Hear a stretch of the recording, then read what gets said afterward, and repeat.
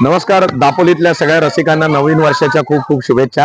मी तुमचा जादूगार जितेंद्र रघुवीर आणि परत 2 वर्षाच्या गॅप नंतर आज दापोलीत आलोय आणि आपले दापोलीत उद्या कार्यक्रम आहेत जादूचे रसिक रंजन नाट्यगृहाला. उद्या संध्याकाळी ठीक 7 ते 9:30 या वेळात खास जादूचा कार्यक्रम आहे. अख्खा शो नवीन आहे. खूप नवीन नवीन जादू आणल्यात. मुलीला हवेत उभा अदांतरी करणार आहे. पहिल्यांदा भारतात बघणार आहात. माणसाचे 2 तुकडे अत्यंत नवीन पद्धतीने करणार आहे. मोठ्या पिंजऱ्यामध्ये जाईंट चिंपांजी माकड कसा निर्माण होतो ही नवीन जादू आहे. उडत्या बॉक्स मधनं माणूस कसा निर्माण होतो, प्रेक्षकांचा रुमाल हवेत नाच कसा करतो, ही पण जादू तुम्हाला बघायला मिळेल.